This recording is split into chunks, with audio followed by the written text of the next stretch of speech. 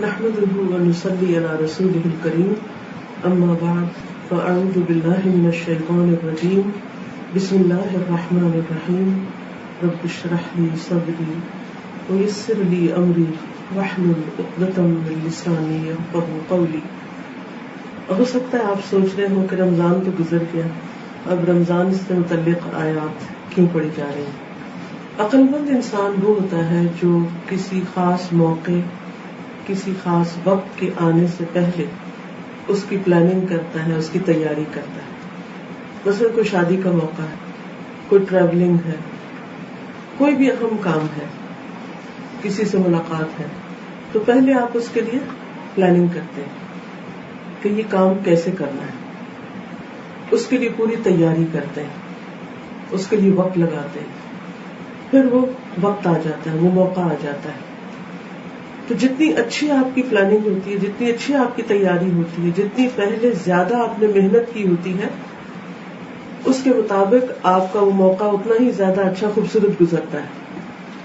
اور پھر عقل مند لوگ وہ ہوتے ہیں کہ جب وہ پروگرام گزر جاتا ہے، یہ موقع گزر جاتا ہے، تو اس کے بعد مل بیٹھ کر دیکھتے ہیں کہ اس میں کیا چیزیں اچھی ہوئی اور کیا اچھی نہیں ہوئی، تاکہ آئندہ کے پروگرام کو یا اسی طرح کے سملر پروگرام کو آئندہ اس سے بھی زیادہ خوبصورت، کامیاب اور بہترین بنایا جا سکے. تو اپنا جائزہ لینا، اپنا محاسبہ کرنا یہ نہایت ضروری ہے، تاکہ ہم کل اس سے پہلے کہ قیامت کے دن ہمارا حساب لیا جائے، ہم سے پوچھا جائے، ہماری یہ اعمال ہمارے سامنے آئے، ہم آج دیکھیں کہ ہم نے کیا کمایا ہے. اور اگر ہمارے کام میں، اس پروگرام میں، اس مہینے میں، اس موقع میں کوئی کمی بیشی رہ گئی ہے، کوئی غلطی ہوئی ہے، کوئی چیز ٹھیک نہیں ہوئی، کسی چیز پہ ہمارا ضمیر مطمئن نہیں، یا کوئی چیزیں ہیں جو ہمیں بودر کر رہی ہیں یا ہم اس پر بے چین ہیں، تو اس کی وجوہات معلوم کر لیں اور آئندہ سال کے لیے ابھی سے سوچ لیں کہ انشاءاللہ اللہ نے اگر زندگی میں نیکی کا یہ موقع دوبارہ دیا، نیکی کا اگر یہ موقع دوبارہ دیا تو اس وقت میں کیا کروں، یعنی اس وقت کو میں کس طرح گزاروں گی. ٹھیک ہے نا؟ تو اس اعتبار سے ہم سب کو جائزہ لینا ہے کہ رمضان کیوں آیا تھا ہماری زندگی میں، ہم نے اس سے کیا فائدہ اٹھایا، ہم کیا فائدہ نہیں اٹھا سکے، اور آئندہ کے لیے ہمیں کیسے کرنا ہے، کیا کیا کرنا ہے. کیونکہ عقل مند اپنی غلطیوں سے بھی اسی طرح سیکھتا ہے جس طرح اپنے کامیاب تجربات سے سیکھتا ہے. تو سب سے پہلی چیز جو ہم ان آیات میں دیکھتے ہیں وہ ہے یا ایھا الذین آمنوا، اے لوگو جو ایمان لائے. الحمدللہ ہم ایمان والے ہیں. کتب علیکم الصیام کما کتب علی الذین من قبلکم، تم پر روزے فرض کیے گئے جیسے تم سے پہلے لوگوں پر فرض کیے گئے. کیوں فرض کیے گئے؟ لعلکم تتقون، تاکہ تم تقوی والے بن جاؤ، تاکہ تم تقوی حاصل کرو.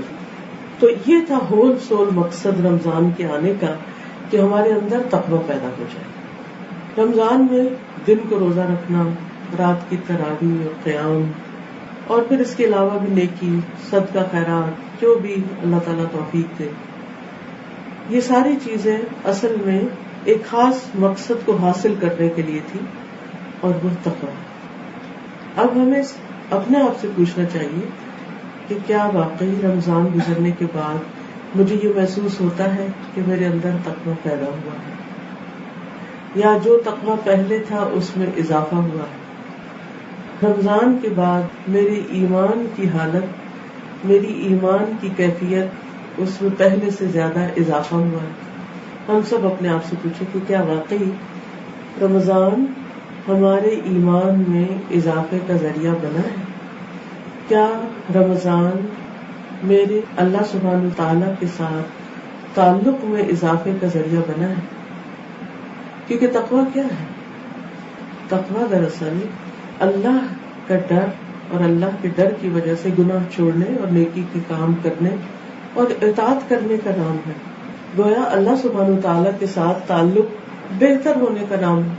ہم سب اپنے آپ کو رکھ کے دیکھیں. مثلا ٹوٹل مارکس اگر 10 ہے تو اپنے آپ کو خود مارکس دیجیے کہ 10 میں سے میں نے کتنے حاصل کیے ہیں.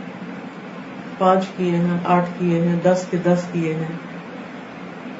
اگر ہماری دل کی کیفیت, تقویٰ چونکہ دل میں ہوتا ہے نا, اس لیے دل کی کیفیت کی بات کر رہی ہوں.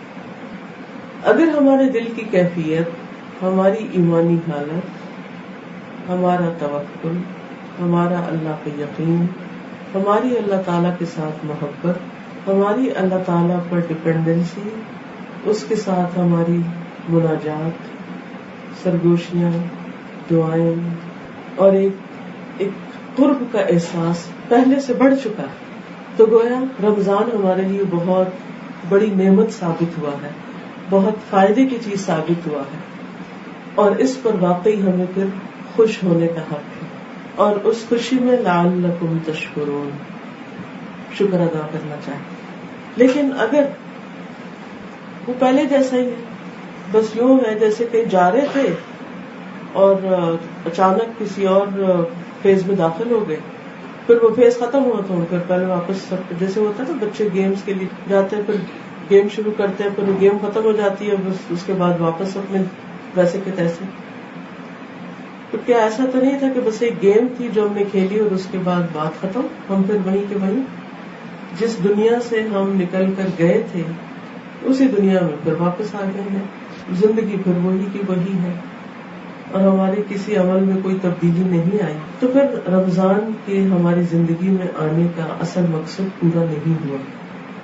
اگر ہماری عبادات بہتر نہیں ہوئی, اگر ہماری دعا بہتر نہیں ہوئی, دعا میں خوب کنسنٹریشن, دعا کی طرف رغبت, دعا کا شوق, دعا کی محبت, دعا کے لیے ایک تڑپ, ایک ہرس کہ دعا کا موقع مل جائے. جیسے رمضان میں ایک ہرس ہوتی ہے نا, روزے میں دعا قبول ہوتی ہے, سحری کے وقت دعا قبول ہوتی ہے, جتنی زیادہ سے زیادہ ہو سکے میں دعائیں کر لوں. تو کیا وہ ہرس ابھی بھی باقی ہے یا بس وہ ایک وقت کے لیے تھی اور ختم ہو گئی؟ ٹھیک ہے, میں سمجھتی ہوں کہ رمضان کی برکتیں رمضان میں ہی ہوتی ہیں, عام دنوں میں وہ چیز نہیں ہوتی. لیکن ہر رمضان دراصل ہمیں پہلے سے بہتر بنانے کے لیے آتا ہے. تو مومن کا ترقی کا سفر ساری زندگی ہوتا ہوتا ہوتا ہوتا یعنی جب وہ موت کے قریب پہنچے تو وہ ٹاپ پر ہو, وہاں سے نہیں جہاں سے شروع ہوا, وہاں نہ ہو, واپس نیچے نہ آئے, اوپر جانے والا ہے. تو یہ چیز صرف آپ اپنا جائزہ اور اپنا محاسبہ خود کر سکتے ہیں, یہ کوئی کسی کے لیے کر ہی نہیں سکتا. بس اگر آپ مجھے یہ کہیں کہ میں آپ کو بتاؤں کہ آپ پہلے سے اچھے ہوئے یا نہیں ہوئے تو میں کیسے بتا سکتی ہوں؟ نہیں بتا سکتی, کیونکہ تقویٰ کا تعلق دل سے ہے, اور دل تو مجھے خود ہی پتا ہے کہ میرے دل میں کیا ہے, کوئی اور تو دیکھ کے بتا نہیں سکتا وہاں سے, پھر اور تو کوئی بتائے گا نہیں, لہٰذا ہمیں خود ہی اپنے پہ یہ محنت کرنی ہے. ٹھیک ہے, تو آپ جتنے بھی رمضان میں کام کرتے تھے ان سب کی ایک لسٹ بنا سکتے تھے کہ یہ کرتی رہی, اور ان میں سے ابھی کتنے جاری اور کتنے چھوٹ گئے. اور ہاں, اس رمضان میں کیا کمی کوتاہی رہ گئی, یعنی یہ بھی لسٹ بنائے کہ کیا اچھے اچھے کام کرتے ہوئے اپنے لیے پرسنل کسی کو نہ دکھائیں, اور کیا چیزیں جو ہے نا وہ نہیں کی جو ہونی چاہیے تھی, کیونکہ ضمیر ہمیں ضرور بتاتا رہتا ہے یہ بھی ہونا چاہیے تھا, یہ نہیں کیا, یہ نہیں کیا. ان کو بھی دیکھ لیں اور پھر وجوہات دیکھ لیں, کام کرنے کی وجوہات کیا تھی, کس چیز نے مدد دی آپ کو نیک کام کرنے پر, اور نہ کرنے کی وجوہات کیا تھی, کیا چیزیں رکاوٹ بنی, آڑے آئیں کہ آپ نہیں کر سکے. کچھ رکاوٹیں جینون ہوتی ہیں, آپ ان سے بھاگ نہیں سکتے, لیکن کچھ رکاوٹیں کیسی ہوتی, وقتی ہوتی ہیں, لیکن اپنے نفس کی ہوتی ہیں, اندر کی ہوتی ہیں, باہر کی نہیں ہوتی. تو اس لیے ہمیں اپنا جائزہ پھر خود لینا ہے. پھر یہ بھی دیکھیں کہ کن کن چیزوں نے نیکی کے کاموں پر آپ کی مدد کی, کس وجہ سے آپ نیکی میں تیز ہوئے. ہو سکتا ہے وہ کوئی دورہ قرآن ہو, ہو سکتا ہے وہ کوئی آپ کا دن بھر قرآن پڑھنے کا ایک روٹین ہو جس کی وجہ سے آپ کا دل نرم ہوتا اور پھر آپ کے اندر جوش پیدا ہوتا میں کوئی اور اچھا کام کروں. ہو سکتا ہے وہ رات کی تراویح کی نماز ہو جو آپ جا کے مسجد میں ادا کرتے ہو, جس کے بعد آپ کا ایمان وہ اتنا بڑھ جاتا ہو کہ پھر آپ کا دل چاہتا ہو کہ اچھا ابھی تو میں کچھ اور بھی کروں. ہوتا ہے نا, ہر ایک کا ٹریگر ہوتا ہے, وہ اس کے لیے ایک پش بنتا ہے کہ یہ کرو, اس سے اس کے یعنی وہ کون سی خاص نیکی تھی رمضان میں کہ جس نے آپ کو اور زیادہ قوت بخشی مزید نیکی کرنے کی, یعنی جس کی وجہ سے آپ کو شوق بڑھا نیکی کرنے کا, ہمت بندی نیکی کرنے کی, وہ کیا چیزیں تھی ان کو بھی لکھ کے رکھ لیں کہ آئندہ رمضان میں یہ چیز ضرور کرنی ہے کیونکہ اس کی وجہ سے مجھے مزید نیکی کا شوق پیدا ہوا. اب دیکھیے کہ جب رات کو تراویح کی نماز میں ہم کھڑے ہوتے ہیں اور اللہ کے فضل سے جب قرآن سمجھ میں آ رہا ہوتا ہے کیونکہ شہر رمضان الذی انزل فیہ القرآن, اس مہینے میں یہ قرآن نازل ہوا تھا اور اس مہینے کو فضیلت بھی اس وجہ سے دی گئی کہ اس میں قرآن نازل ہوا تھا, اور اس مہینے میں قرآن جس طرح سمجھ میں آتا ہے اور جس اینگل سے سمجھ میں آتا ہے وہ عام دنوں میں اس طرح سمجھ میں نہیں آتا. اور پھر روزے کی حالت میں پڑھنے سے, سننے سے, اور رات کو, اور پھر آخری عشرے میں خاص طور پر رات کا قیام, یہ ساری چیزیں ایمان میں اضافے کا ذریعہ. لیکن اگر یہ چیزیں ہمارے ایمان میں اضافے کا ذریعہ نہیں بنی تو ہم سب کو فکر کی بھی ضرورت ہے. یہ بالکل ایسے ہی ہوتا ہے کہ جیسے ایک صحت مند انسان جب کوئی غذا کھاتا ہے تو وہ اس کو لگتی, وہ اس کے لیے طاقت کا ذریعہ بنتی, لیکن ایک بیمار انسان جب غذا کھاتا ہے تو بعض اوقات وہ اس کو کچھ بھی فائدہ نہیں دیتی بلکہ الٹا اس کی بیماری میں بھی اضافہ کر دیتی. تو ہم کہاں کھڑے, ہمیں مختلف چیزوں کا اثر کیسے ہوا, وہ کون سی جگہ تھی, وہ کون سا مقام تھا, وہ کون سی رات تھی, وہ رات کا کون سا حصہ تھا, وہ دن کا کون سا وقت تھا, وہ کون سا کام تھا جس میں میرا دل پگھلا, جس میں میں نے اللہ کا شدید قرب محسوس کیا, اور جس میں واقعی مجھے ایسا لگا جیسے میرے اندر تقوی ڈال دیا گیا ہے, کچھ اندر آ گیا ہے, دل کی حالت بدل گئی. دل کے جو محسوسات ہوتے ہیں, اب دیکھیے اس کو ایک چھوٹی سی مثال سے سمجھیے. آپ سب نے قرآن پڑھا اور سنا, ترجمہ سب کو پتا ہے. میں خاص واقعے کی طرف اشارہ کروں, اور وہ واقعہ ہے فرعون کے جادوگروں کا. فرعون کے جادوگر پورے ملک سے چند لوگ نہیں تھے, ہر طرف سے دوڑے آئے تھے, اور ماہر جادوگر جو تھے, بڑے بڑے جادوگر جن کی بڑی ویلیو تھی, یعنی اپنے دور کے بڑے سمجھدار لوگ جس کو کہتے ہیں, بڑے قابل, کیونکہ اس دور میں سب سے زیادہ کامل شخص اور بہت بڑا شخص اس کو مانا جاتا تھا جو بڑا جادو کر سکتا تھا, اس کی اتنی بڑی ویلیو. تو وہ عام لوگ نہیں تھے, وہ بڑے قابل لوگ تھے, ماہر, بکل سحار علیم, ماہر جادوگر تھے. وہ آئے اور آ کے فرعون جیسے بندے کے ساتھ ایک ڈیل کرتے ہیں. فرعون کے ساتھ بات کرنا, ڈیل کرنا آسان نہیں تھا, لیکن چونکہ ان کا اپنا ایک مقام تھا اس لیے انہوں نے فرعون سے ڈیل کی. تو کہتے ہیں ہمیں کیا ملے گا اگر ہم تیرے لیے یہ کام کریں تو ہمیں کیا ملے گا؟ تو اس نے کہا کہ تم مقرب بن جاؤ گے, یعنی میرے قریب اور آ جاؤ گے. تو بڑے خوش ہو گئے, تو اتنی بڑی چیز ہمیں ملنے لگی. تو فرعون کا مقرب بننے کے لیے انہوں نے وجاءوا بسحر عظیم, بہت بڑا جادو بنا لائے. اس کے بعد کیا ہوا تھا؟ موسیٰ علیہ السلام نے اپنا عصا چھوڑا, فَإِذَا هِيَ تَلْقَفُ مَا يَأْفِكُونَ, سارا جادو نکل گیا. صرف اتنی سی چیز دیکھنے کی تھی. فَأُلْقِيَ السَّحَرَةُ سَاجِدِينَ قَالُوا آمَنَّا بِرَبِّ الْعَالَمِينَ رَبِّ مُوسَىٰ وَهَارُونَ. یہ کیا تھا؟ چند لمحوں کی بات تھی, چند لمحوں. کس دل کے ساتھ آئے تھے, کس دل کے ساتھ آئے تھے, کس لالچ میں آئے تھے کیا مقاصد لے کے آئے تھے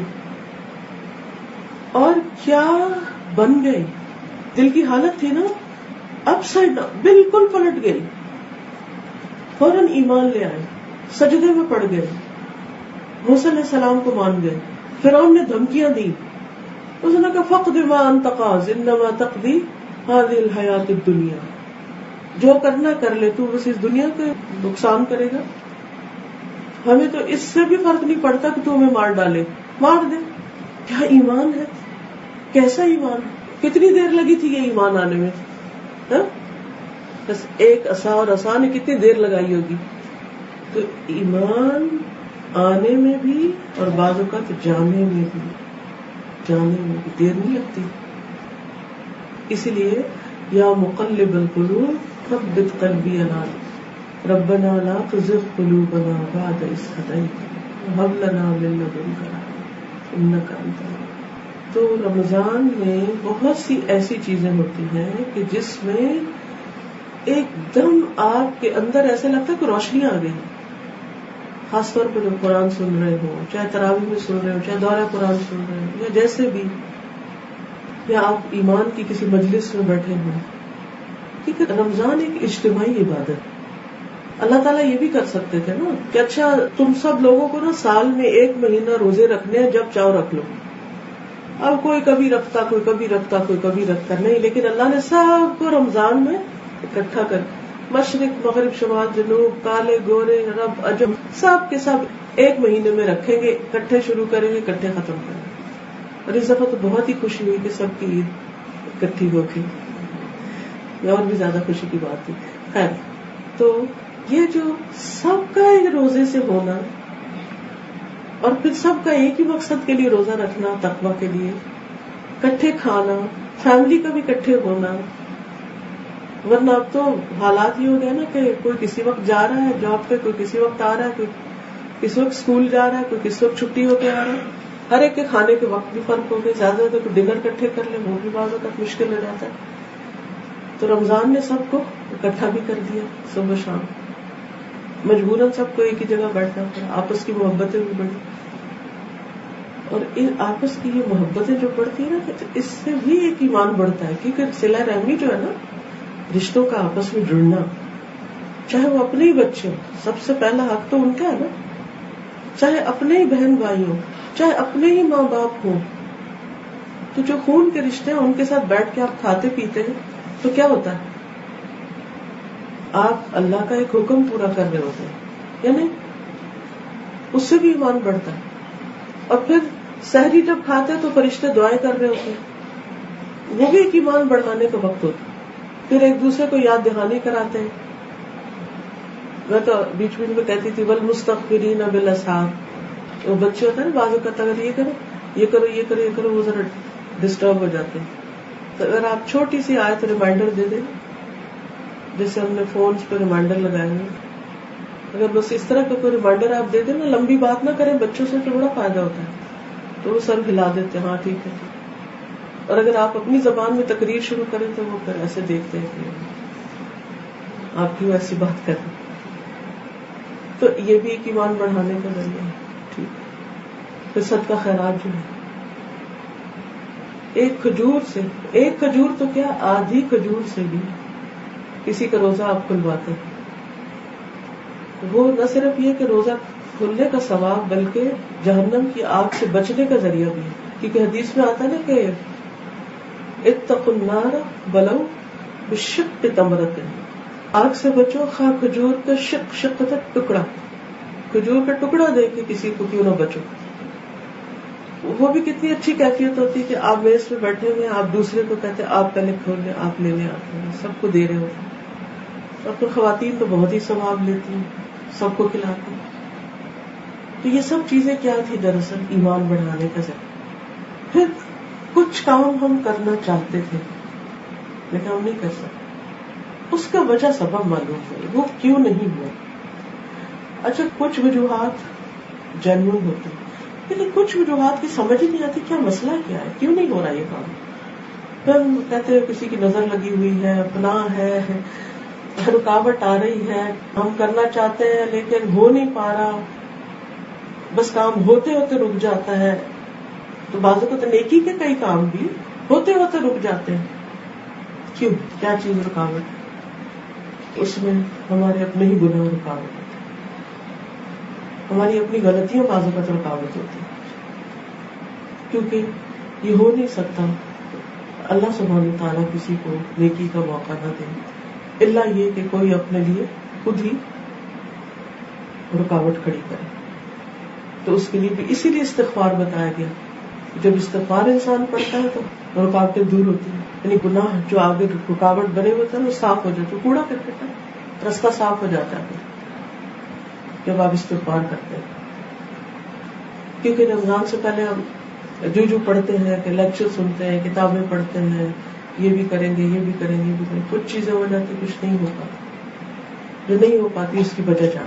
اور پھر اس کے بعد یہ ہے کہ آئندہ سال کو ہم نے بہتر کیسے بنانا. اس کے لیے آپ اپنی یادداشت کے لیے ایک چھوٹی سی ڈائری بنا لیں اور اس میں چیزیں نوٹ کر کے رکھ لیں. ابھی تازہ ہے نا اس رمضان میں جو کام آپ کرتے رہے ہیں آپ کے ذہن میں تازہ ہے، یہ کام میں نے ایسے کیا یہ ایسے کیا. کیونکہ جب تک اگلا رمضان آئے گا نا ہم یہ چیزیں بھول چکے ہوں گے، پھر ہمیں اتنا ڈر لگ رہا ہوگا ہاں رمضان آ رہا ہے، پتہ نہیں روزہ رکھ سکیں گے کہ نہیں، گرمی کا روزہ ہے، پتہ نہیں یہ کر سکیں گے. سب چیزیں کتنا اچھا کو پتا چلا روزے کون کہتا مجھے روزہ لگا، کسی کو بھی نہیں لگا. ایسی برکت تھی کہ نہ بھوک نہ پیاس.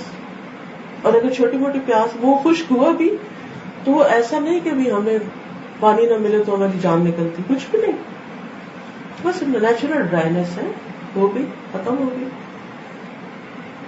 تو اصل بات یہ ہے کہ ہم یہ جائزہ لیں کہ ہمارے اندر تقویٰ آیا ہے کہ نہیں آیا، اور آیا ہے تو کتنے نمبر ہم اپنے آپ کو دیتے ہیں. اچھا اب اس کی علامتیں کیا ہوں گی، تقویٰ کی علامتیں کیا ہوں گی. تقویٰ کا لفظ جو ہے وقا یقی سے ہے. وقا یقی وقایا، ٹو پروٹیکٹ کرنا، بچانا.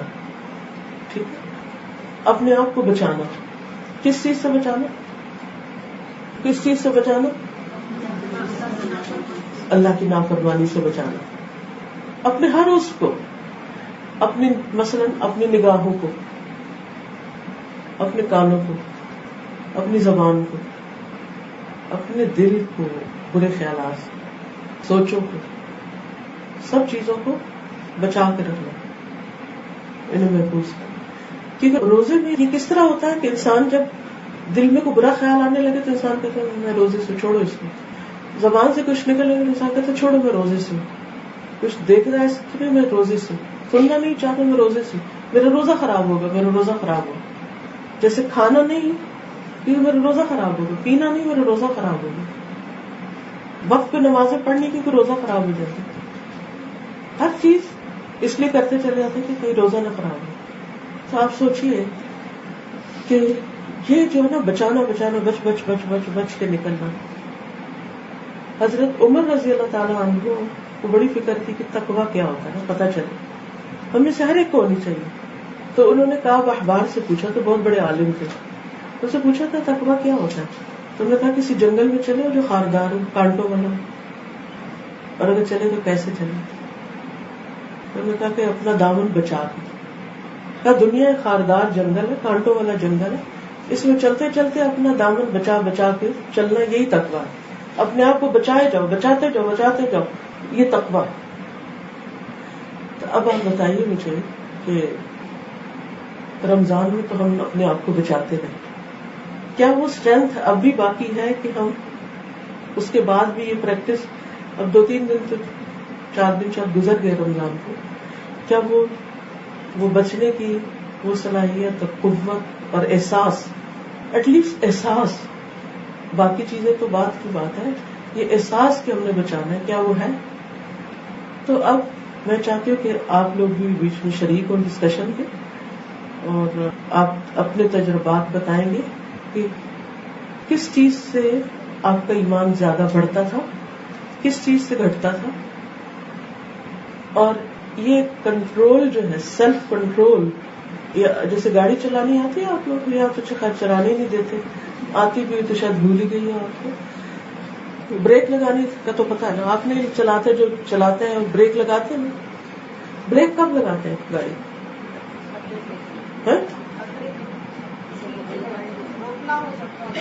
ہاں کیوں روکتے ہیں؟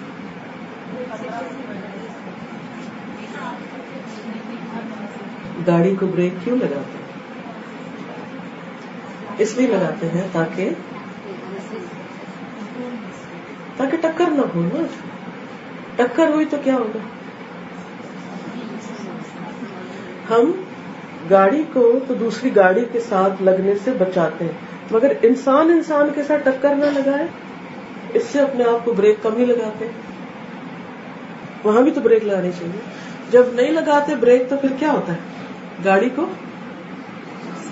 نقصان ہوتا ہے یا نہیں ہوتا؟ بڑی ٹکر لگی تو بڑا نقصان ہوگا، چھوٹی لگی تو چھوٹا، لیکن ہوگا کچھ نہ کچھ ضرور ہوگا. اسی طرح جب انسان کے ساتھ معاملہ کرتا ہے اور ٹکر لگاتا ہے تو نقصان ضرور ہوتا ہے، چھوٹا ہوتا ہے یا بڑا ہوتا ہے، بہرحال ایمان کا نقصان ہوتا ہے. تو یہ تقویٰ جو ہے نا، یہ بریکیں لگانا ہے، ساری زندگی بریکیں لگانا ہے اپنے آپ کو. اور بریک لگانے کے لیے کیا چاہیے ہوتا ہے؟ سمجھ، کانشیسنیس، اور بر وقت ایکشن لینا، اور پھر قوت چاہیے ہوتی ہے. فوراً آپ لگائیں، کیونکہ بعض ٹکریں ایسی ہوتی ہے کہ جان لیوا ہوتی ہے، ہلاکت خیز ہوتی ہے، انسانوں کی زندگیاں ختم ہو جاتی ہیں جہاں بریکیں فیل ہو جاتی ہیں. یہاں تو کئی حادثات، واقعات آپ نے سنے پڑے ہوں، ایک نہیں کئی لوگ مر جاتے ہیں. اسی طرح بعض اوقات جب ہم اپنے آپ کو بریک نہیں لگاتے تو ایمان کے جانے کا اور نقصان کا، اخلاق کے، تقویٰ کے بہت بڑے نقصان ہو سکتے. بہت ضرورت ہے. تو یہ رمضان دراصل یہ قوت پیدا کرنے کے لیے آتا ہے کہ انسان کے اندر وہ عقل، سمجھ، شعور اور وہ صلاحیت پیدا ہو جائے کہ بر وقت ہلاکت سے بچنے کے لیے اپنے آپ کو بریک لگا سکے. ٹھیک ہے. تو اب آپ مجھے بتائیے، آپ بات چیت کیجیے، کیونکہ دیکھیے یہ صرف لیکچر نہیں ہے، ملاقات بھی ہے، اور ملاقات دو طرفہ بات چیت کا نام ہوتی ہے. لیکچر تو آپ میرے ویسے بھی، اگر آپ اس وقت نیچے دیکھنا شروع کر دیں آپ لگے کہ ٹیپ لگی ہوئی ہے، آپ سن رہے ہیں، تو میں چاہتی ہوں آپ بھی بات کریں. ٹھیک. تو میرا پہلا سوال یہ ہے کہ رمضان کا ہمارا گول تھا کہ ہمارے اندر تقویٰ پیدا ہو جائے. کس چیز سے آپ کے تقویٰ میں اضافہ ہوا؟ کیا چیز آپ کے ایمان میں اضافے کا ذریعہ بنی؟ جی. السلام علیکم. سازا ہم لوگ قرآن پاک ماشاء اللہ پڑھتے ہیں، سنتے ہیں آپ سے، بس باقی جو تجوید میں ہم لوگ سنتے ہیں تو قاری سے مجود سنتے ہیں. لیکن جب اس دفعہ قرآن سنا تراویح میں، جب سمجھ آ رہا تھا اس فیلنگ کے ساتھ، جس فیلنگ کے ساتھ امام پڑھ رہے ہوتے ہیں، تو اس نے بہت روایا بھی، ہنسایا بھی. اس سے بہت فرق پڑا. مجھے لگا کہ اس سے زیادہ اور کسی چیز سے فرق نہیں پڑا. قرآن پاک جب سن کر سمجھ آ رہا تھا، اور جب وہ فیلنگ کے ساتھ وہ ایک آیت جو غفران جب وہ 3 دفعہ ریپیٹ کرتے ہیں وہ ایک آیت، تو وہ آنسو خود ہی دل سے نکلتے ہیں، آنکھوں سے نہیں نکلتے. صحیح. ان کی بات میں کوئی شک نہیں. یہ ایک حقیقت ہے کہ قرآن جو ہے وہ انسان کی دھلائی کر دیتا ہے اور اندر تک، کیونکہ دل پہ اترا ہے، تو دل کو بدلنے کے لیے قرآن سے بہتر کوئی نسخہ نہیں. شفاء لما فی الصدور. اور پھر جتنا زیادہ اس کو سمجھ کے پڑھا جائے اور پھر سنا جائے. دیکھیے دنیا کی دوسری کتابیں جو ہے نا وہ بس پڑھی جاتی ہیں، لیکن قرآن سنایا جاتا ہے. رمضان میں خاص طور پر تراویح میں، قیام میں جو سنایا جاتا ہے، یہ ایک عجیب نعمت ہے. کیونکہ نبی صلی اللہ علیہ وسلم کہا کرتے تھے نا کہ مجھے قرآن سناؤ. ابی بن کعب سے شاید آپ نے کہا تھا، تو وہ رو پڑے تھے کہ کیا اللہ تعالیٰ نے حکم دیا کہ میں آپ کو سناؤں. اور پھر اس میں خاص طور پر جب بعض اوقات ایسا بھی ہوتا ہے نا، انسان ہے وہ ہر وقت 100% کنسنٹریشن نہیں بھی رہتی، لیکن جو ہی قاری صاحب اوپر انہوں نے لمبا کیا کسی چیز کو، ریپیٹ کیا، تو وہ انسان کہتا ہے کیا ہوا، پھر توجہ ہو جاتی. السلام علیکم ورحمۃ اللہ وبرکاتہ. مطلب مجھے صبر کر کے بیٹھے رہے نا سارا دن روزے کے ساتھ، اور شعوری طور پر کہ یہ نہیں کرنا ہے، یہ نہیں کھانا ہے، یہ ایسا نہیں کرنا، اس سے تقویٰ کا لیول الحمدللہ اللہ تعالیٰ نے انکریز کیا. یعنی سیلف کنٹرول آیا. اور افطار اور سحری میں بھی میکسیمم کیا کھا سکتے ہیں آپ؟ میں یہ سوچتی ہوں رمضان سے کہ ہم اتنے کم پہ جی سکتے ہیں، کیونکہ صبح بھی اتنا لمبا چوڑا کھانے کا تو وقت نہیں ہوتا، اور شام کو بھی تراویح کا ہوتا ہے، جلدی سے ضروری کھائے اور نکلے. میں تو یہ بھی دعا مانگتی تھی کہ یا اللہ بس میری بھوک اتنی کر دے جتنی میری ضرورت، مجھے اس سے زیادہ کھانے کا شوق ہی نہ رہے. ایک تو کھانے میں وقت بھی ضائع ہوتا ہے، اور پھر دوسرا یہ ہے کہ اس کو ڈائجسٹ کرنا، اور پھر وہ وزن بڑھ جانا، اور پھر اس کا کم کرنا، اور یہ عجیب زندگی کو ہلاک کرنے والی چیزیں ہیں. تو اللہ المستعان، اللہ ہی ہماری مدد کرے کہ ہمیں بس اتنے پہ رکھے کہ جتنا واقعی ہماری حقیقی ضرورت ہے. اصل میں ناسمجھی تو اپنی ہے نا، یہ بھی نہیں پتا ہماری ضرورت کتنی ہے. کوئی ہم سمجھتے نہیں ہمیں کمزوری ہو جائے گی، ہم یہ بھی کھا لیں، ہم یہ بھی کھا لیں، یہ بھی کھا لیں. جب وہ ہر چیز کھائے چلے جاتے ہیں تو وہ بجائے اس کے کہ طاقت دے، وہ کمزوری میں اضافے کا ذریعہ بن جاتی ہے. جی وعلیکم السلام. جی السلام علیکم ورحمۃ اللہ وبرکاتہ. آپ کا یہ جملہ کہ رمضان ایک اجتماعی عبادت ہے، تو عبادت کرتے تھے گھر میں بیٹھ کے عبادت کرنا اپنے مسلح پہ، اس کی بھی الحمدللہ ایک لطف ہے. لیکن یہ کہ جیسے حرم میں جا کے، تو یہ عبادت مجھے بہت اس دفعہ ایکسپیرینس ہوا کہ نماز میں بھی کھڑے ہیں، کوئی ٹھوکر مار کے جا رہا ہے، کوئی پانی گرا کے جا رہے ہیں، آگے سے 10 لوگ گزرے ہیں، آپ کو دھکا دے کے آپ کی جگہ پہ کھڑے ہوئے ہیں، لیکن صرف اس وقت ایک تصور کہ خود کو روکنا ہے، ہولڈ کرنا ہے، ہولڈ کرنا ہے. یہ بہت بڑا جہاد تھا. تو اس سے میں نے بہت سیکھا کہ لوگوں میں رہنا کس طرح سے، اور ہر طرح کے لوگوں میں. تو یہ الحمدللہ ایک بہت اس میں ٹھہرا ہوا ہے کہ بعض اوقات آپ ایک نیک کام کر رہے ہوتے ہیں، اور بعض اوقات لوگوں کی اذیتیں سہنا اور پھر اس کا شکوہ نہ کرنا. کیونکہ بعض اوقات یہ بھی ہوتا ہے کہ ہم اذیت بھی سہ لیتے ہیں، لیکن ہم سناتے بھی رہتے ہیں اور باتیں بھی آپس میں پھر ڈسکس بھی کریں کہ اس نے یہ کیا، اس نے وہ کیا، اس نے وہ کیا. اس سے وہ جو مقصد ہوتا ہے نا اس سے چوٹ لگنے کا، وہ ختم ہو جاتا ہے، وہ تزکیہ نہیں ہوتا. تو یہ لوگوں کی اذیتوں پر صبر کرنا، یہ تزکیے میں اضافے کا اور تقوی میں اضافے کا ذریعہ بنتا ہے. جی السلام علیکم ورحمۃ اللہ وبرکاتہ. افطار کے وقت جب ساری فیملی ساتھ بیٹھتی تھی اور دعائیں کرتی تھی، اور اس سے بھی کافی تقویٰ بڑھتا تھا، اور یعنی موٹیویشن ہوتا تھا کہ آگے یعنی چھوٹے بچوں کو بھی لے کے کہ اللہ تعالیٰ مطلب ان کے لیے بھی کچھ اچھا آگے کرنا ہے اور آگے اچھی زندگی جینا ہے. بالکل. اور یعنی کہ بچوں کی تربیت کا ایک موقع آ گیا نا. یعنی عام طور پر یہ ہوتا ہے کہ اکٹھے بیٹھنے کا موقع نہیں ہوتا، اور پھر نیکی کے کام پر اکٹھے بیٹھنے کا موقع نہیں ہوتا. مل بیٹھ کے دعائیں کر رہے ہیں یا کوئی ذکر کر رہے ہیں یا کچھ بھی، تو اس سے یہ سکون آتا ہے کہ چلے ان کے کان میں بھی کوئی بات پڑ رہی ہے، ان کو بھی سمجھ آ رہی ہے کہ یہ بھی کرنے کا کام ہے. ایک اسکولوں میں ادھر ادھر ہر جگہ وہ ایک بالکل الگ ہی دنیا میں ہے. عام دنوں میں آپ بچوں کو کہتے بھی ہیں نا کہ قرآن پڑھ لیں یا کچھ، تو وہ ذرا اتنی توجہ نہیں کرتے. لیکن جب رمضان ہوتا ہے تو ان کو بھی یہ ہوتا ہے کہ ہاں رمضان ہے، کچھ کرنا ہے. شیطان جو بند ہوتا ہے تو وہ پھر ذرا بات سن ہی لیتے. تو میں یہ کہتی ہوں اللہ تیرا کتنا شکر ہے، وہ جو سال بھر کی بیل ان پہ چڑھتی ہے نا، وہ رمضان اتارنے کا ذریعہ بن جاتی ہے. وعلیکم السلام. میں تو قرآن پڑھی لکھی مگر بچپن میں پڑھے ہیں تو اس لیے تھوڑا اتنا زیادہ سمجھ میں، مگر ہم سمجھ میں آئے پھر کافی فرینڈ کے ساتھ ملی. تو اس مدرسے میں ایک ہماری دوست جو پڑھی، پھر اس میں ہم نے گھر پہ اسے خود مدرسہ کیا. ہم سب کو اس نے جیسے قرآن تحفیظ وغیرہ اور تفسیر شروع کروائی. تو ہم نے پورے قرآن جو ہے تفسیر و تجوید کے ساتھ ختم کیا. میں نے قرآن کو پڑھا تو مجھے سمجھ آئی کہ جیسے ہم نے کچھ بھی نہیں پڑھا تھا پہلے، اور پورا پہلا پارہ ہم نے ختم کر کے ہمیں سمجھ آئی کہ اللہ تعالیٰ نے کیا قرآن میں ہمارے لیے پیغام بھیجا ہے اور سمجھ بہت زیادہ آئی. اللہ تعالیٰ اس کو جزائے خیر سے. تو ہمارے اسٹاف ہمارے ساتھ آئیے، آج آپ آئی تو اس نے ہمیں دی تھی اور بہت اچھا لگا. اب دوسرا پارہ بھی ہم نے شروع کیا ہے. تو آپ کی جیسے ہم براہ راست جیسے ہم پڑھتے ہیں السلام علیکم ورحمۃ اللہ وبرکاتہ.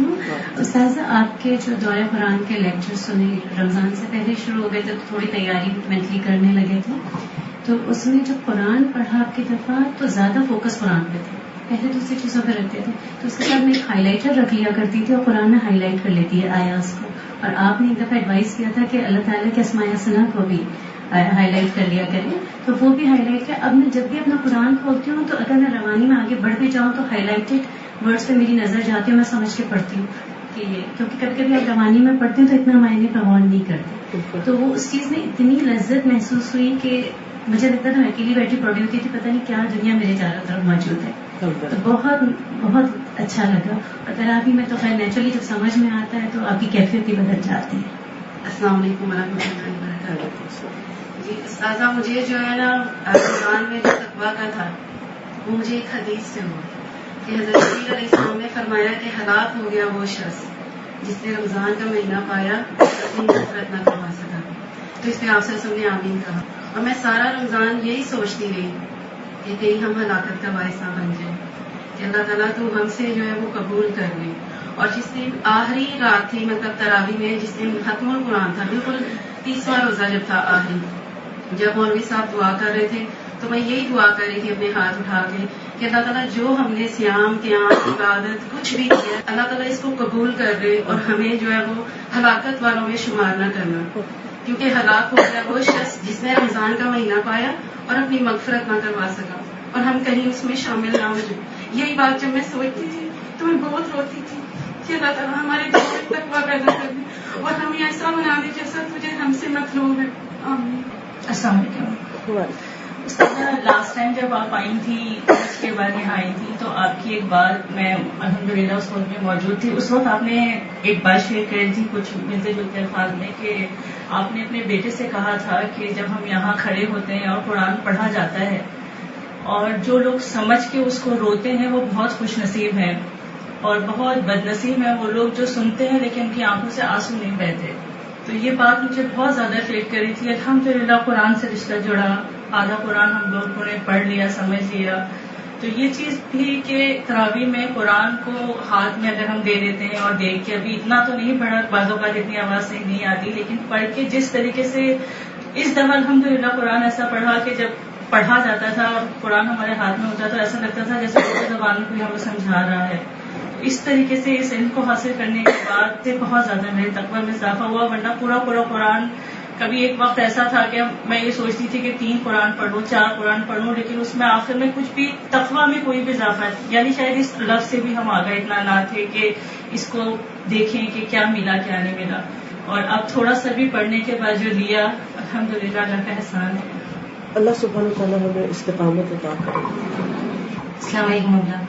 استاذہ، دوسری بات یہ کہ اس رمضان میں مجھے 2 چیزیں جو اٹریکٹیو ہوئے. ایک کہ آپ کے لیکچر میں نے سنا تھا کہ آپ نے کہا تھا کہ کبھی بھی کوئی بھی پریشانی ہو اپنے دل پر ہاتھ رکھ لیں اور کلمہ پڑھتے جائیں. بس انشاءاللہ اللہ نے چاہا تو 7 بار سے پہلے آپ کا دل ٹھہر جائے گا. پہلی تو یہ بات کہ میں نے اپنے بچوں سے شیئر کی اور ہر بات جب بھی کوئی پریشانی ہوتی ہے یہ ضرور کرتے. دوسرا الحمدللہ استاذہ اس رمضان میں مجھے نا تہجد کے وقت کا وقت بہت بہترین لگا. میں نے یہ سوچا کہ اگر اللہ تعالیٰ ایسی ہم کو توفیق دے کہ ہم روز اٹھ کر تنہائی میں اپنے رب سے کچھ بات کر لیں تو دنیا میں کسی کے سامنے رونے کی ضرورت نہیں پڑے گی انشاءاللہ. تقوی کا ایک حصہ یہ ہے کہ بندوں کی طرف سے پہنچنے والے دکھ اور قدرتی مصیبتیں یا جسمانی تکلیفیں وغیرہ ان کا شکوہ انسان بندوں سے نہ کرے. اس میں بڑا لطف ہے. جیسے یعقوب علیہ السلام نے کیا تھا نا، انما اشکو بثی وحزنی الی اللہ، کہ میں اپنے غم اور دکھ کی فریاد اللہ سے کرتا ہوں. یہ صرف انسان اس وقت کر سکتا ہے جب انسان کا اللہ سبحانہ و تعالیٰ سے تعلق ہر ایک سے زیادہ مضبوط ہو جاتا ہے. یعنی جب آپ کا تعلق بندوں سے زیادہ کس سے ہوتا؟ اللہ تعالیٰ سے. کیونکہ ایک ہیومن نیچر ہے، جو ہی آپ کو کوئی غم اور دکھ پہنچتا ہے، کوئی تکلیف، کوئی بات سناتا ہے، کوئی تکلیف دیتا ہے، کچھ کرتا ہے، تو آپ سب سے پہلے کس سے شیئر کرتے ہیں؟ اس کو جو آپ کے سب سے زیادہ قریب ہوتا ہے. یہ ہماری نیچر ہے. ہسبینڈ سے کریں گے، بچے سے کریں گے، دوست سے کریں گے، ماں باپ سے کریں گے. زندگی کے مختلف دور میں مختلف لوگ قریب ہوتے ہیں. ایک وقت ہوتا ہے کہ ماں باپ بہت قریب ہوتے ہیں، پھر ایک وقت ہوتا ہے شوہر بہت قریب ہوتا ہے، پھر ایک وقت ہوتا ہے بچے شوہر سے بھی بازو کا زیادہ قریب ہو جاتے ہیں، پھر کبھی دوست بہت قریب ہوتے ہیں. وقت کی بات ہے، حالات کی بات ہے. تو پھر انسان جو ہی اسے کوئی چھوٹی بڑی تکلیف پہنچتی ہے تو فوراً یا قریب ہے تو جا کے بات کر لی, نہیں تو فون کیا, نہیں تو میسج کیا, نہیں تو اچھا ہوتا کیا اس کے بعد نتیجہ کیا نکلتا ہے جب آپ اپنی ساری داستان ایک انسان کو سنا بیٹھتے ہیں. وہ کیا کرتا ہے آپ کے, وہ آپ کے لیے کیا کرتا ہے؟ 2-3 چیزیں کر سکتا ہے. ایک تو اظہار افسوس کرتا ہے کہ مجھے بہت افسوس ہے کہ تمہارے ساتھ یہ ہو رہا ہے. اچھا دوسرا کیا ہوتا ہے؟ کوئی ایڈوائس دیتا ہے اور وہ ایڈوائس آپ کو سوٹ نہیں کرتی یا آپ کو پسند ہی نہیں آتی. نصیحت کرتا, آپ اور غصے میں آ جاتے ہیں. میں اپنا مسئلہ بیان کر رہی, یہ مجھے الٹا نصیحت کر رہی. میں نصیحت کے لیے تو نہیں بتا رہی, یعنی آپ کچھ کہہ رہے تو دوسرا کچھ, اس سے اور فرسٹریشن میں اضافہ. ہی کیا مشکل ہے. کبھی آپ کو پچھلا غم بھول جاتا ہے تو وہ جس کو سنایا ہوتا ہے اس کے رویے کا غم اور زیادہ کھانے لگتا ہے. اس کو تو احساس ہی نہیں ہوا کہ مجھ پہ قیامت گزر گئی ہے اور اس کی ٹس سے مس ہی نہیں ہوا, تو حاصل کچھ نہ ہوا, بات ہی گمائی کر کے. اچھا کبھی یہ ہوتا ہے کہ وہ جا کے کسی اور کو مسئلہ بتا دیتا ہے. اور کل پرسوں ایک بچی نے مجھے میسج کیا, کہنے لگی کہ 6-7 مہینے پہلے تک میں اپنی ایک ٹیچر کو اپنے کچھ ذاتی مسائل بتاتی تھی, میرے گھریلو زندگی میں بڑی پریشانی تھی. انہوں نے مجھے مشورے تو اچھے دیے لیکن انہوں نے میری باتیں سب سے شیئر کر دی اور میرے شوہر تک پہنچ گئی. اللہ جانے کیا ہوا کیا نہیں, میں تو اس کے پوچھا ہی نہیں, نہ میرے پاس وقت ہے, نہ میں جانا ہی چاہتی کسی ڈیٹیل میں, نہ مجھے تجسس ایسی باتیں. فلت ہے یہ, ایسے ہی جیسے کوڑے کا لفافہ کھولنا اور دیکھنا کیا کیا ہے کوڑے میں, کوئی ضرورت. تو میں یہ سوچ رہی تھی کہ بعض اوقات بڑے بڑے سمجھدار لوگ, درس دینے والے, پڑھانے والے بھی ایسی غلطیاں کر جاتے ہیں کہ خواہ مخواہ دوسروں کی باتیں اوروں سے جا شیئر کرتے ہیں. اس قدر افسوس کی بات, بہت ہی غلط بات ہے. اس لیے بھی آپ سے کر رہی ہوں کہ آپ کبھی یہ غلطی نہ کرنا کہ اگر کوئی بھول کے اپنا غم دکھ آپ کو آج سنائے اور آپ آگے شہرت کر دیں اس کی. تو بعض اوقات وہ بات چھوٹی ہوتی ہے, جب 10 لوگوں میں جاتی ہے تو پھر کتنی ہو جاتی ہے, وہ 10 زبانوں پہ چڑھتی ہے تو وہ بہت بڑی بن جاتی ہے. پھر اس کو کنٹرول کرنا بڑا مشکل ہو جاتا ہے. پھر وہ 10 سے آگے اور 10 میں جاتی ہے اور پتہ نہیں کیا سے کیا بن جاتی ہے. یہ جو تقویٰ ہوتا ہے, یہ اللہ سے مضبوط کنیکشن ہوتا ہے کہ کسی بھی بندے سے زیادہ آپ اللہ پر بھروسہ کرتے ہیں کیونکہ وہ الوکیل ہے اور آپ اس پر توکل کرتے ہیں. نتیجہ کیا ہوتا ہے, آپ روئے دھوئے بات کی, آپ سب کچھ اللہ کے آگے دعائیں کی, کیونکہ اصل میں دکھ پتہ کیوں آتا ہے زندگی میں کہ انسان اللہ کے قریب ہو. اچھا ہم اللہ کے قریب ہونے کے بجائے اور بندوں سے زیادہ قریب ہونے کی کوشش کرتے ہیں تو بندے ہمیں سنبھال لیں, مقصد حل ہی نہیں ہوتا. اللہ تعالیٰ چاہتا ہے ہم زیادہ دعائیں کریں اس سے, اس کے آگے سجدے اور کریں, مشکل میں پڑے ہیں تو سجدے اللہ کے آگے زیادہ کریں. اور جب ہر وقت مسئلہ اس کو بتا رہے اس کو وہ غم کا بوجھ آیا, پھر ہلکا کر لیا, پھر نہ نماز پڑھی, نہ دعا کی, نہ کوئی صدقہ خیرات کیا, نہ اللہ سے تعلق بڑھا. جو مقصد تھا آزمائش کا یا تکلیف کا وہ پورا ہی نہیں ہوا. بات وہی کی وہی. ہم وہ ایسے جیسے منافق کی مثال ہے نا کہ اس پہ مصیبت آتی ہے تو اس کو نہیں پتا ہوتا کہ اس کی مثال اس بکرے کی طرح یا جانور کی طرح کہ اس کے مالک نے اس کو کیوں باندھا اور کیوں کھول دیا. تو منافق کو نہیں سمجھ آتی کہ اس کو آزمائش کیوں آئی ہے, لیکن مومن کو سمجھ آ جاتی کہ مجھ پہ امتحان کیوں آیا, آزمائش کیوں آئی. اللہ تعالیٰ مجھے بھی سکھانا چاہتا ہے. ابھی بھی میرے اندر بندوں پہ ڈپینڈنسی ہے. اللہ چاہتا ہے سب کو چھوڑ کے میں اس کے ہو جاؤں, حنیف مسلمہ, اس کی طرف یکسو ہو جاؤں. ٹھیک ہے انسان کو کبھی بیماری آتی ہے, کچھ ہوتا ہے, آپ کو ڈاکٹر کو کنسلٹ کرنا پڑتا ہے. آپ کو بچے کی تربیت میں کوئی پرابلم پیش آ رہی ہے, اس کا یہ مطلب نہیں آپ کسی سے ڈسکس نہیں, لیکن وہ ڈسکس کرنا اور ہوتا ہے. آپ کسی ماہر کے پاس جاتے ہیں کوئی سولوشن لینے کے لیے جو اس چیز کا ایکسپرٹ ہوتا ہے. یہ تو نہیں آپ کہیں گاڑی میں بیٹھے تو اس انجان سے بھی, اور مسجد میں گئے تو وہاں بھی, جہاں بیٹھے جہاں جو مل گیا, جس نے تھوڑی سی ہمدردی کی اس کے ساتھ ہی شروع ہو گئے. یہ طریقہ چھوڑ دیں. مومن متقی کا یہ طریقہ نہیں ہوتا. واقعہ افک آپ نے پڑھا ہوگا یا نہیں پڑھا تو بھی سورۃ نور آئے گی, پڑھیں گے. حیران کن سبق ہے اس میں. کتنا بڑا الزام حضرت عائشہ پہ لگا کیا مجال کہ مسلمانوں میں سے سوائے 4 کے کسی نے اس کو ڈسکس بھی کیا؟ سب کی زبانیں بند یا کوئی کسی سے ذکر نہیں کرتا. حتیٰ کہ حضرت ابوبکر اور حضرت ام رومان جو ہیں، حضرت عائشہ، ان کے ساتھ بھی کوئی بیٹھ کے لمبی چوڑی ڈسکشن نہیں کر رہی. ہر کوئی اپنے رب کو پکار رہا ہے، الگ الگ دعائیں کر رہا ہے، صبر کر رہا ہے، اللہ سے امیدیں لگائے ہوئے کہ وہ اس معاملے کو صاف کرے. اور اللہ نے کیسے کیا؟ ہمیشہ کے لیے قرآن میں آیات آ گئی، ایسا دفاع کیا دنیا میں کبھی کسی کا ہوا ہی نہیں ہوگا، کیونکہ سب اللہ کی طرف لو لگائے ہوئے تھے. ہم بندوں پہ امیدیں رکھتے ہیں، اللہ تعالیٰ ہمیں بندوں کے ہاتھوں بار بار توڑتے ہیں، تو ساری زندگی مسائل نہیں حل ہوتے. اللہ کو رب مان کے پکار کر تو دیکھیں، یقین تو کریں. اگر مالی مشکلات ہے مثلا، اللہ سے مانگیں. کیا اللہ تعالیٰ بخیل ہے کہ نہیں دے گا آپ کو؟ کیا سمجھتے ہیں؟ کیا وہ سارے خزانوں کا مالک نہیں؟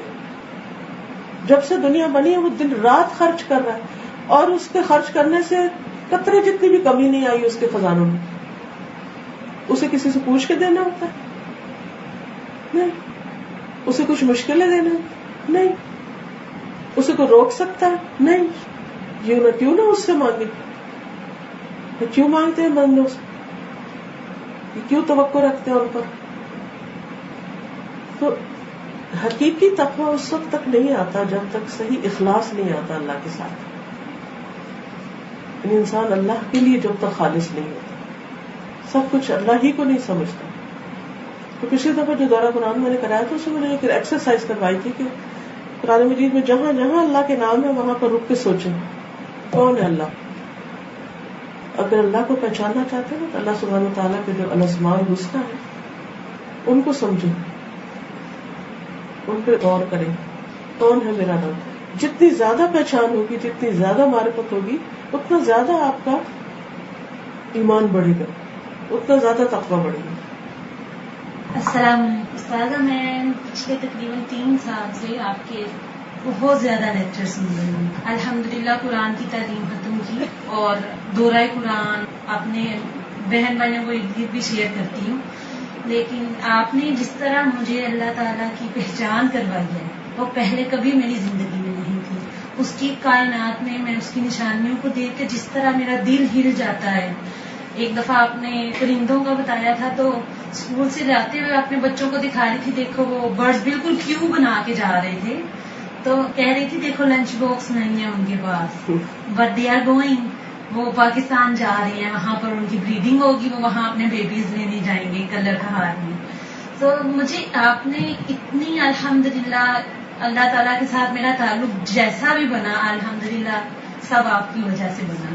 میں نے آپ کا جو پوری سیریز ہے میرا جینا میرا مرنا وہ سنی، اور اس نے میری زندگی کو ایسے پلٹ کے رکھ دیا میں سوچ نہیں سکتی تھی. اور اس طرح دوسری چیزیں بھی سنتی ہوں، لیکن جو قرآن میں ایک آیت آتی ہے کہ وَمَعَكُمْ أَيْنَمَا كُنْتُمْ، آئی ڈونٹ نو جس طرح جہاں پر بھی تم ہو وہ تمہارے ساتھ ہے. میں نے اللہ تعالیٰ کو اپنے ہر قدم میں اپنے ساتھ پایا جب بھی میں نے اسے پکارا. چھوٹی سی مثال دوں گی، میں یہ عید کے دنوں میں بچوں کو جھولے دلوانے گئی تو بچی کو نماز پڑھانی تھی. میری بچی 7 ایئرس کی ہے، تو نماز پڑھانی تھی اور اس کے پاس اسکارف نہیں تھا، اور میں اپنا حجاب اتار نہیں سکتی تھی، ادروائز میں اس کو حجاب دے دیتی ہوں اوپر. تو اسکارف گاڑی میں بھول گئی. تو میں نے اللہ تعالیٰ سے کہا اللہ تعالیٰ مجھے کچھ، کیونکہ وہ اوپن ایریا میں نماز پڑھنی تھی تو مجھے پتہ نہیں چل رہا میں کہاں سے اسکارف لوں.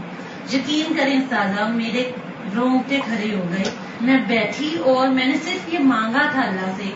میں نے جیسے عورت یوں نقاب کرتی ہے نا، مجھے نہیں پتا چلا، میرے ذہن میں بالکل یہ آئیڈیا نہیں تھا، لیکن میں نے ایک دم سے اس کو اتار کے دیا اور اپنے چہرے پر یہ ڈال دیا.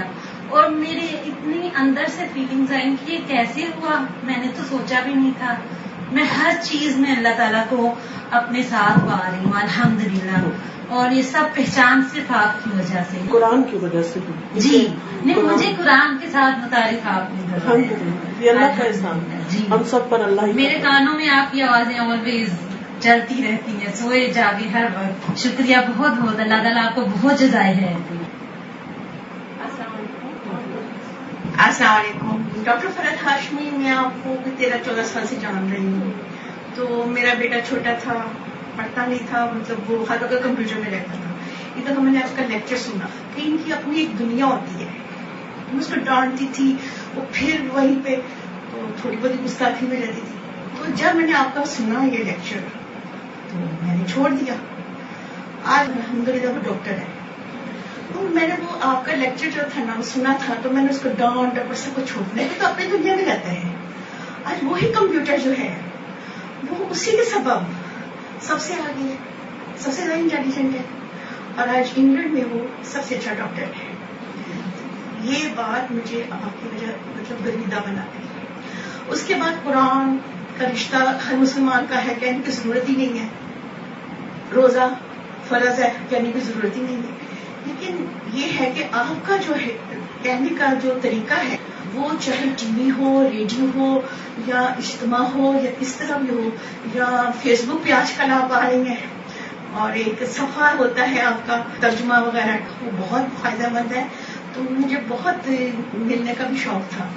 तो मैं पाकिस्तान में गई हुई थी इत्तेफाकन, और इधर ही रहती हूँ, लिहाव में रहती हूँ। लेकिन आज मेरी एक दोस्त है साहिदा, उसने मुझे कहा कि वो तुम्हारे इधर करीबो तरीके हैं, तो मैं बड़े शौक से आई। अच्छा, अब आपने कहा कि भाई हमने क्या किया है कि जो हमें अल्लाह के करीब ले आए। हुआ ये कि मैं, क्योंकि इस दफा आपको पता है छुट्टियां हैं, लोग गए हुए, तो वैसे भी मेरे मियाँ कहते हैं कि औरतों का इतना नहीं है जरूरी तरावी के लिए जाना, और कुछ हम भी बुढ़े बुढ़े हो गए हैं, कुर्सियां वर्सियां हम भी नहीं लेके जाते। तो वो ये हुआ कि ये मस्जिद हरम जो है, तो पहले तो ये होता था दोनों जगह तरावियां होती थी, तो इंग्लिश में ट्रांसलेशन आती थी। तो इस दफा मैंने ये किया कि जब रात को वो तरावी होती थी, यानी कि सपारा एक है, हमने सपारा पहला एक जो है वो अच्छी तरह अपनी तरफ से कोशिश होती थी, लेकिन फिर भी नहीं हो पाता था। उसको तर्जुमे से सिर्फ पढ़ना, अरबी नहीं पढ़नी, सिर्फ तर्जुमे से पढ़ना। जब शाम होती तो इतनी इश्तियाक होता था कि कब तरावी शुरू हो और मैं बैठूं। तो मैं सिर्फ तर्जुमा पढ़ते थे, मैं तरावी नहीं पढ़ रही थी, लेकिन उनका तर्जुमा जब मैं पढ़ती तो वो जब कुरान सुनती थी तो वो जो समझ आती थी, सुभान अल्लाह।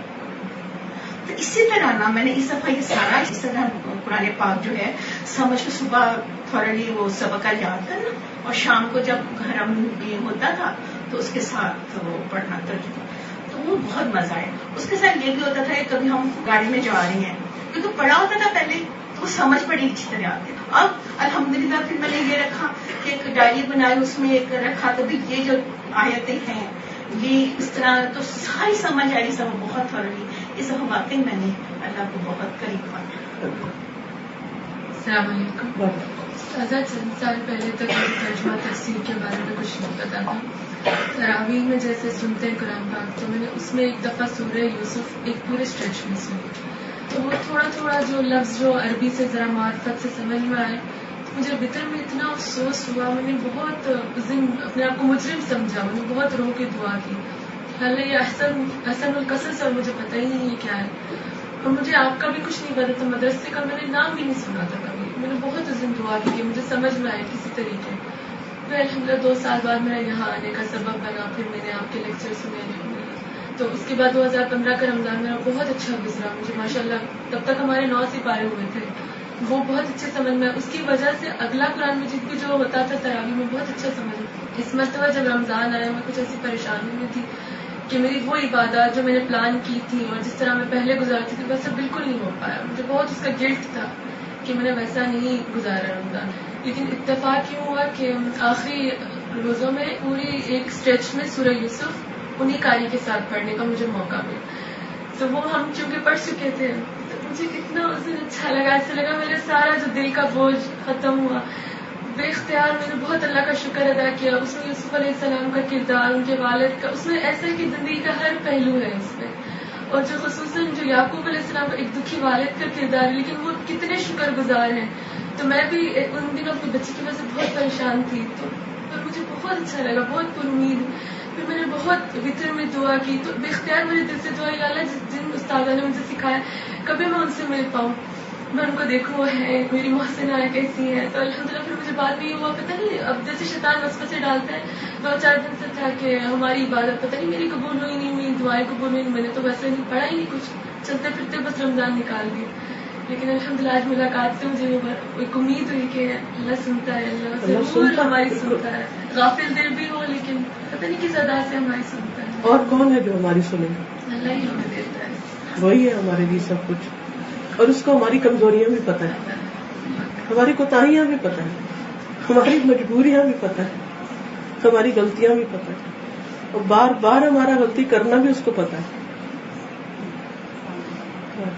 اس دفعہ رمضان میں جو فرسٹ ٹائم جو میں سے چیز ہوئی، میں ہمیشہ تراویاں پڑھنے باہر جانا چاہتی تھی، بٹ میں نے کسی استاد کو ٹیلی فون کیا، انہوں نے کہا کہ آپ یہ بات کیوں نہیں، بیکاز کئی دفعہ ہم یہاں جاتے ہیں، بچے جاتے ہیں نہیں جاتے تھے تو مجھے تو دکھ ہوتا تھا، لیکن انہوں نے مجھے سمجھایا کہ حضرت محمد صلی اللہ علیہ وسلم نے کہا ہے کہ عورت کی نماز سب سے بہترین نماز گھر کی نماز ہے، تو آپ اپنے گھر میں بلکہ جو کمرہ آپ کا وہاں پر پڑھیں تو اللہ تعالیٰ آپ کو. تو میں نے کہا حرم میں تو 1,00,000 نماز، انہوں نے کہا جب انہوں نے کہہ دیا تو میں بھی وہ 1,00,000 سے بھی زیادہ ثواب آپ کو ملے گا جب آپ اپنے گھر میں پڑھیں گی.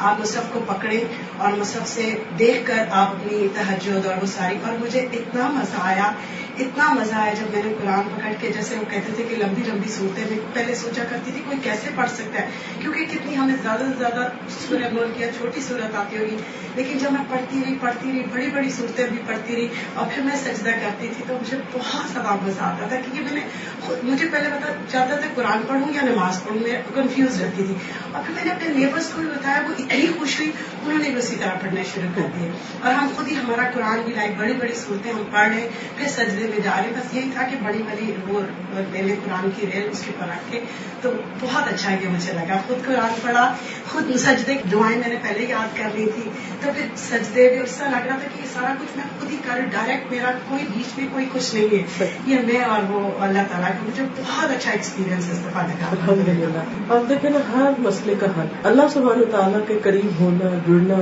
مشکل نہیں. جب ایک دروازہ بند ہو جاتا ہے، ایک رستہ بند ہو جاتا ہے تو مایوس ہو کے نہ بیٹھ جائے. ہمارے دین میں کتنی وسعت ہے، ایسا نہیں تو ایسا کر لو، ایسا نہیں تو ایسا کر لو، جو جس کو میسر آ جائے.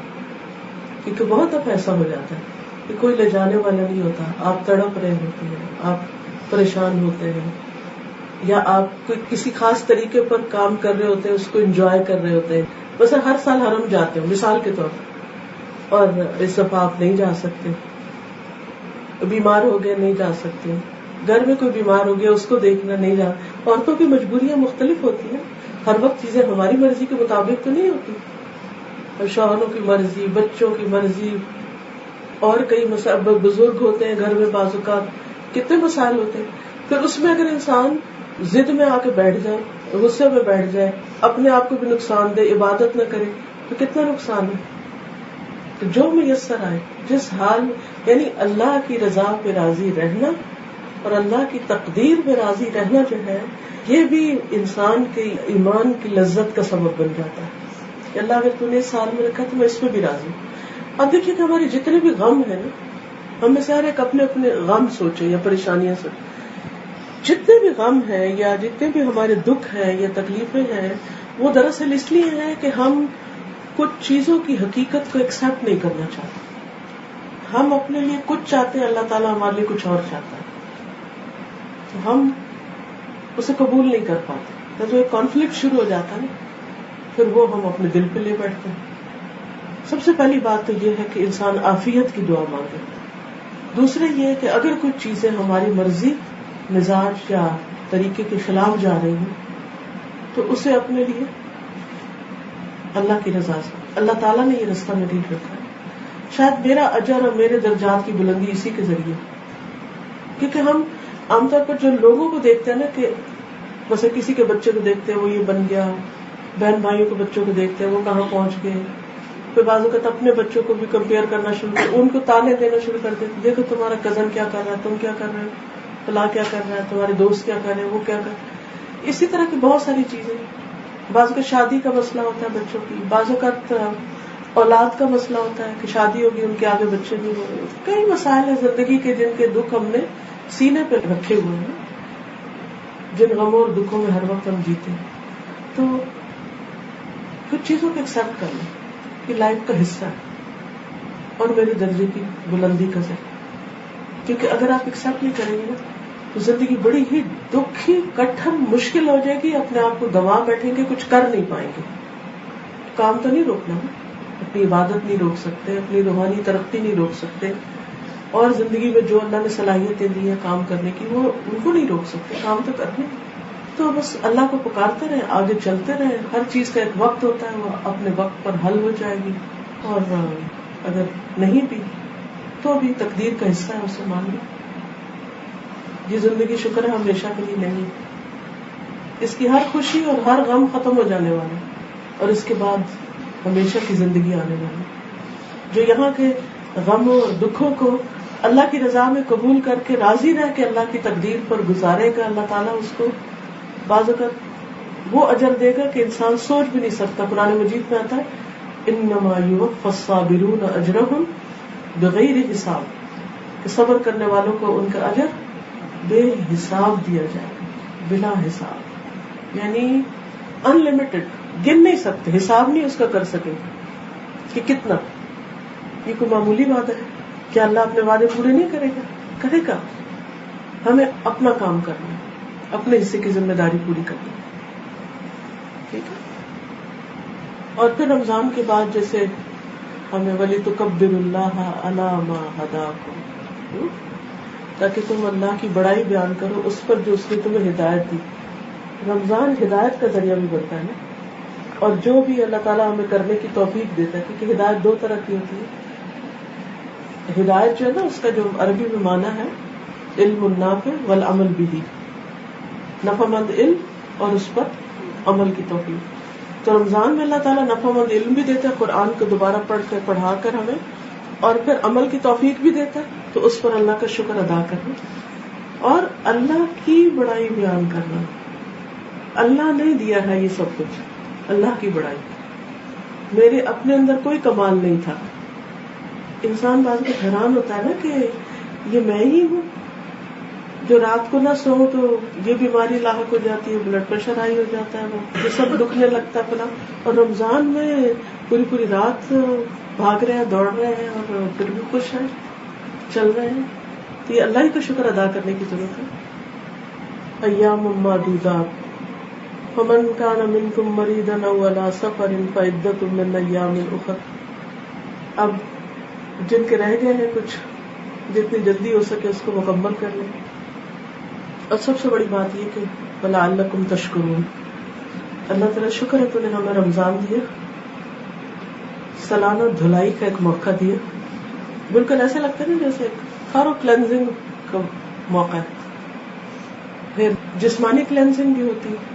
जब सारा दिन कुछ नहीं खाते तो स्टमक जो है वो पूरा डाइजेस्टिव सिस्टम जो है वो उसकी ओवरऑलिंग होती है और उसकी क्लीनिंग होती है. और जब जबान बंद रहती है, आंखें कान हर चीज शर से बंद रखते हैं, तो उसके अंदर भी क्लीनिंग होती है. और इसी तरह बाकी चीजें. अब मुझे इजाजत. सुब्हानकल्लाहुम्मा व बिहम्दिका अशहदु अन ला इलाहा इल्ला अंता अस्तगफिरुका व अतूबु इलैक. अस्सलामु अलैकुम व रहमतुल्लाहि व बरकातुहू.